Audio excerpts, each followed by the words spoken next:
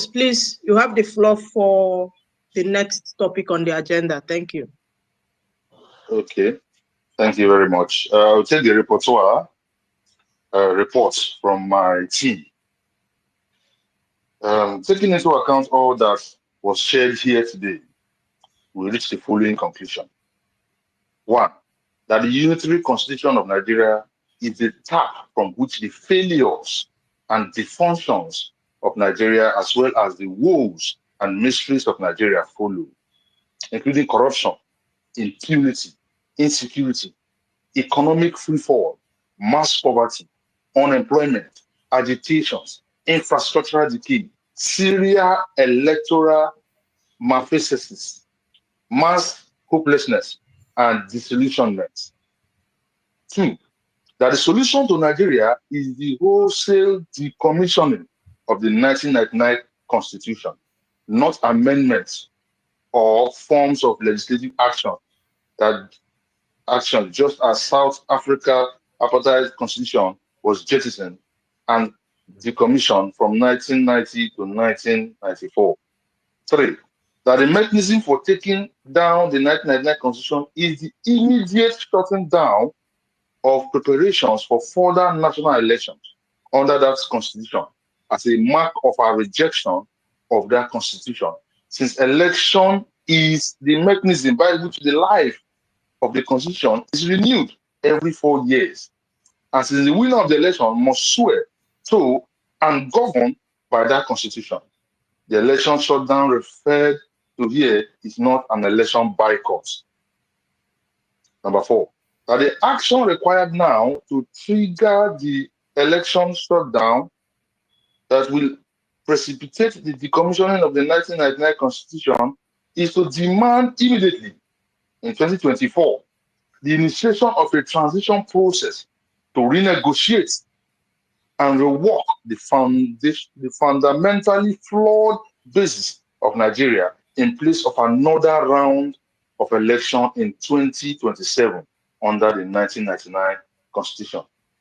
5, that the NINA's 5-point proposition for the constitutional reconstruction of Nigeria, which essentially requires the federal government of Nigeria to acknowledge that the unitary constitutional arrangement of Nigeria is reason for the dysfunctions and failure of Nigeria, and to therefore expressly commit to the wholesale constitutional reconstruction of Nigeria in 2-stage procedure stipulated by NINA's proposition, which offers Nigeria the most immediate, most valuable framework for an orderly renegotiation, reconfiguration, and reconstruction of the distressed Federation of Nigeria in the face of widespread disputations over the Nigerian Union and the drift towards anarchy. In light of the foregoing, it is recommended that the demand of the protest, which already listed the scrapping of 1999 Constitution as a principal demand, will become exponentially more realizable if reinforced by the express adaptation of the NINA's 5-point proposition, as that will make the protest demand more definitive and therefore offer the best prospect of a definitive response from government in a manner that can truly resolve the long-standing distortions of the Nigerian Federation, which was culminated in the dysfunctions and failures now being protested. Thank you. And I yield the mic. In December, take the closing remark, please.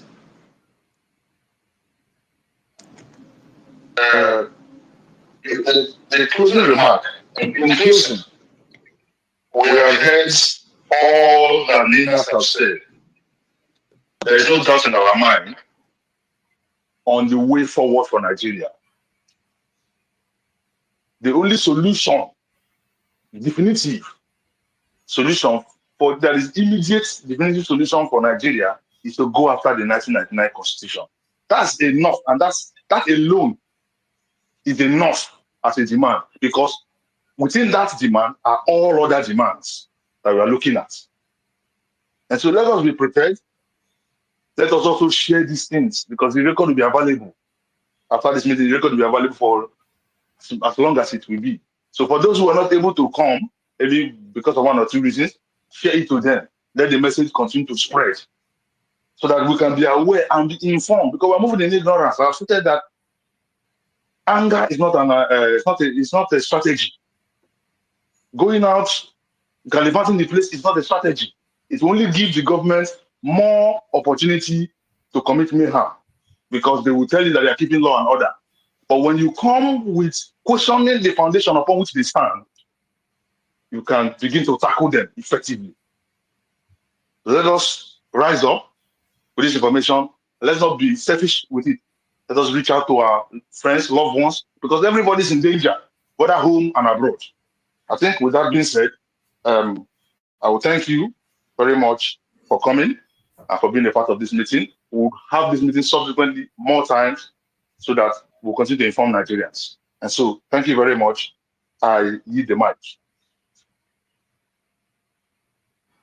Mr. Nadi, please, we would love to hear your final thoughts before the announcement. Thank you. Yes, just to thank everybody that came.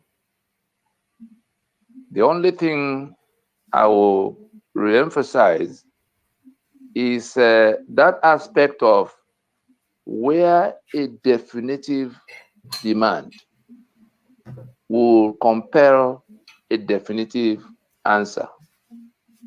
This is what it means. When you have a clear-cut demand that cannot be misunderstood or misinterpreted or distorted, it's in writing, it has starts to finish. That is to say, this is what we want done, this is how we want it done, this is when we want it done, and the response, that's why we had to emphasize the words we used, and we're inviting those who seek this change to adopt those words to compel the response from the other side. We say an acknowledgement. That is something that can be done by an announcement. Announcement acknowledging. Commitment to. So you are not asking the government to decommission that constitution that same day, but you are insisting that they must commit to decommissioning. You are insisting that they must commit openly, formally, to suspending further talk of national elections, that they must commit to the two-stage procedure to go and sort out that matter during that transition that will take the place of election, and that they must now commit to a time-bound announcement of when these things will be done. Once that demand is put forward in that watertight manner, it will not take more than 3 days for the government to come to where it cannot pretend it doesn't understand. Where the government has to give an answer to those specifics, because you are not asking them to do any particular thing than to respond to this specific. They are not going to be able to say that the constitution is not the problem. They already have taken steps to show that the constitution is all the problem. They try to write another one in the backyard, and we stop them. They are not going to acknowledge that the constitution is a problem and now say, give us, we will hang on to it, because this crowd is gearing up for them to come to stop them in all the madness going on. They cannot accept that the constitution is the problem and that they will decommission it and begin to talk about another election that will happen again. So you have locked them into demands that they cannot find any other viable answers, except they decide to shoot all of those who are complaining, which is not possible. They are not going, they have no capacity. You are only just thinking because they have found a way to make it look like they can always say, why are they running all over the place now? Go to the airports and see how many of them are still left here. And so it is within our reach to just say this. If we have been the ones confronting them, but when they look in our direction, they don't see they go back to doing what they are doing to keep that multitude asleep, including occultic manipulations. Rituals are done for mass hypnosis. What do they call it? Hypnosis. Rituals are done by I'm sure we remember the former governor of Sokoto, Bafarawa. At the time they were investigating how Dasuki, the former NSA, distributed the $2 billion they say they shared out. A former governor of Sokoto accounted for what came to him, $4 billion for marabout. That is occultic manipulation. So if you do not realize that the people who are sharing trillions every month are taking steps to keep you in your ignorance, then you better hear it and know it.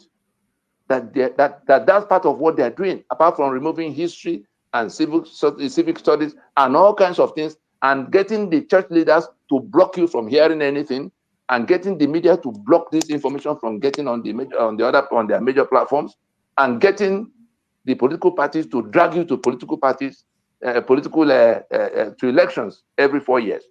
They are all together in that coven where your blood is shed.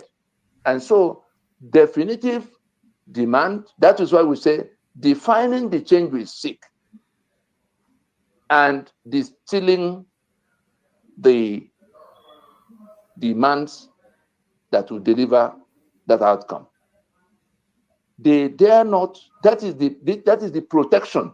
That is the protection for those who are heading into because once you raise that demand, it changes the entire equation.